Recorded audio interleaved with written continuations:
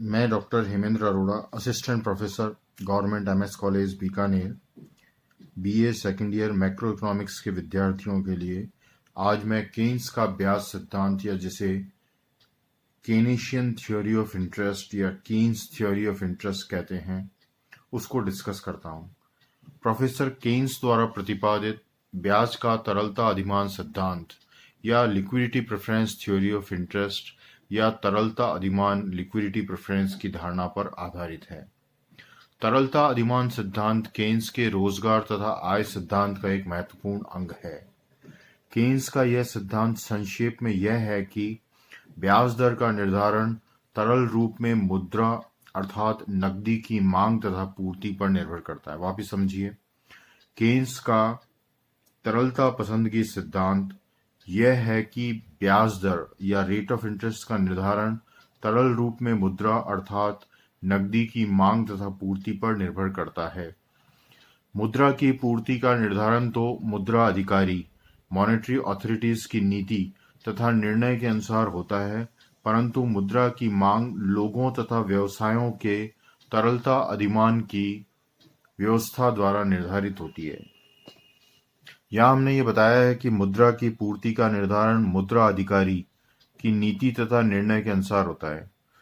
ध्यान देने वाली बात है कि हमारे देश में मुद्रा की पूर्ति का निर्धारण रिजर्व बैंक ऑफ इंडिया द्वारा होता है, जिसे मनी सप्लाई कहते हैं। मनी सप्लाई का निर्धारण जो है मुद्रा अधिकारी द्वारा होता है और ये मोर और लेस जो है वो सेम ही हम इसको अज्यूम करते हैं। एक निश्चित राशि जो है मनी सप्लाई की हम अज्यूम करते हैं। इस प्रकार जब देश में किसी समय मुद्रा की एक निश्चित मात्रा चलन में है तो ब्याज दर लोगों तथा व्यवसायों के द्वारा समय के तरलता अधिमान द्वारा निर्धारित होगी। इस प्रकार ब्याज तरलता के परित्याग का पुरस्कार reward for parting with liquidity अर्थ अथवा संचय न करने का पुरस्कार रिवार्ड ऑफ नॉट होर्डिंग है। ब्याज क्या है? Parting with liquidity. आप उस पैसे को किसी दूसरे को दे रहे हो तो आप उस पैसे को यूज नहीं कर पा रहे हो, तो पार्टिंग विद लिक्विडिटी है।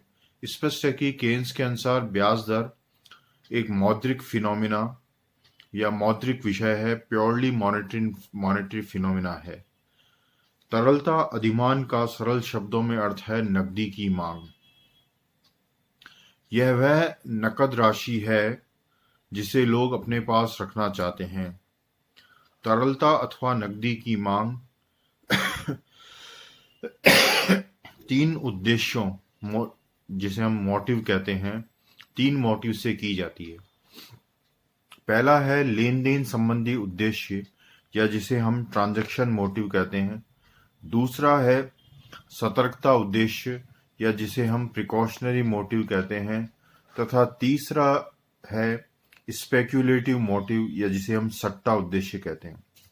प्रथम दो उद्देश्यों के लिए मुद्रा की मांग आय सापेक्ष होती है, अर्थात आय स्तर के परिवर्तनों द्वारा प्रभावित होती है। कहने का मतलब है इनकम जो है इनका डिटर्मिनेंट है इन दो तरह के मुद्रा की नकदी की मांग के लिए। परंतु सट्टा उद्देश्य से की गई तरलता अथवा नकदी की मांग ब्याज सापेक्ष है, ये इंटरेस्ट इलास्टिक होती है। सट्टा उद्देश्य से की गई नकदी की मांग मुख्यतः संचय की प्रवृत्ति को व्यक्त करती है। लोग अपने पास नकदी इसलिए रखना चाहते हैं कि भविष्य में बॉन्ड्स की कीमत में होने वाले परिवर्तनों से लाभ उठाया जा सके। जब बॉन्डों या बॉन्ड्स की बाजार कीमत घटती बढ़ती है तो उससे प्राप्त होने वाली ब्याज दर इनकी बाजार कीमत से विपरीत दिशा में बदलती है।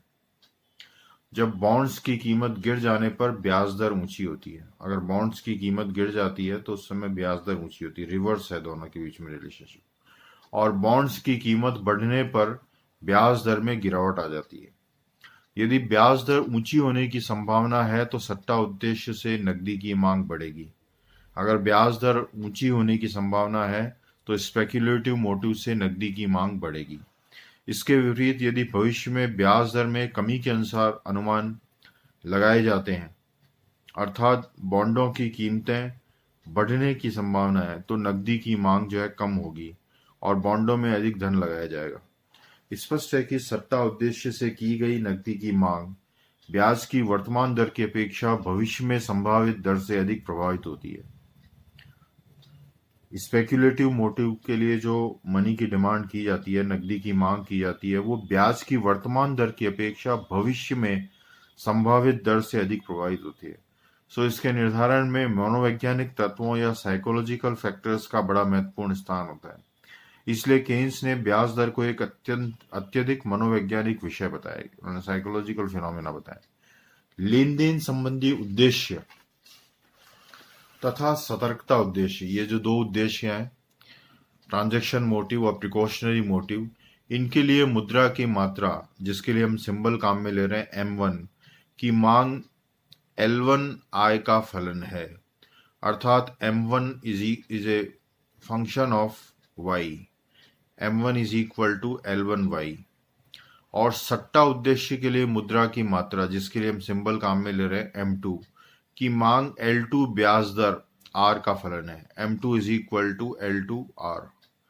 इस प्रकार मुद्रा की कुल मात्रा M नकदी के रूप में मांग L ब्याज दर तथा आय स्तर दोनों पर निर्भर करती है। क्योंकि अगर अपन तीनों मोटिव को कंसीडर करें तो मुद्रा की मांग M is a function of R and Y। यहाँ पर R ब्याज दर है और Y जो है इनकम लेवल है। नकदी की मांग का आय के साथ धनात्मक संबंध होता है, पॉजिटिव कोरिलेशन है, अर्थात आय बढ़ने पर नकदी की मांग भी बढ़ती है। दोनों के बीच में, नकदी की मांग और आय के बीच में पॉजिटिव कोरिलेशन है, जबकि ब्याज की दर के साथ नकदी की मांग का ऋणात्मक सहसंबंध है, अर्थात ब्याज दर बढ़ने पर नकदी की मांग कम होती है। तो ये हमने अब आपको बताया कि मनी जो है क्यों डिमांड की जाती है और मनी, मुद्रा की मात्रा जो है, मुद्रा की मांग जो है, वो किस किस मोटिव के लिए की जाती है और किस किस फैक्टर्स के ऊपर डिपेंड करती है। अब हम ब्याज निर्धारण के बारे में जानते हैं। ब्याज दर का निर्धारण नकद मुद्रा की मांग और पूर्ति द्वारा निर्धारित होता है, परंतु जैसा कि बताया जा चुका है, केन्स द्वारा मुद्रा की पूर्ति को स्थिर मान लिया गया है।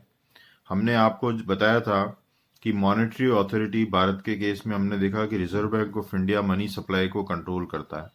तो एक पर्टिकुलर टाइम पीरियड में ऐसा मान लिया जाता है कि मुद्रा की पूर्ति स्थिर है, क्योंकि इसका निर्धारण मुद्रा अधिकारी की नीति के अंतर्गत होता है।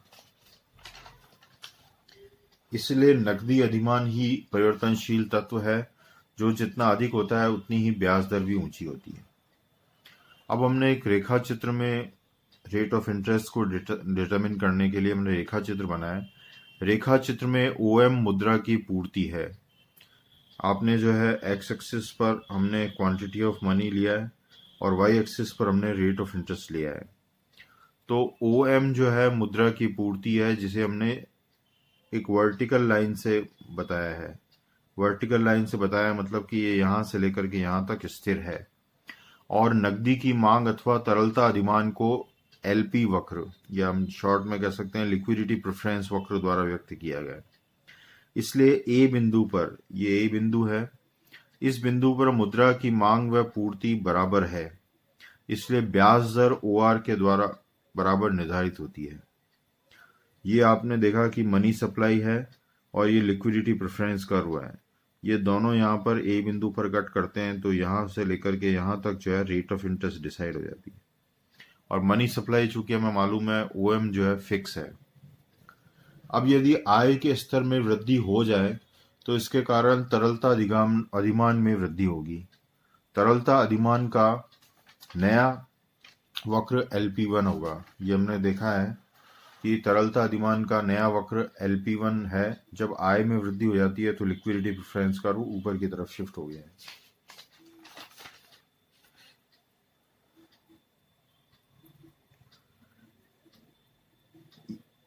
यदि मुद्रा की मात्रा अब भी OM के बराबर ही रहती है, अर्थात इसमें कोई परिवर्तन नहीं होता, जैसा हमने अज्यूम किया है कि मनी सप्लाई रिमेन्स कांस्टेंट, तो ब्याज दर घटकर OR' के बराबर हो जाएगी। देखिए ये चित्र में हमने ब्याज दर बताई है जो कि घटकर के OR'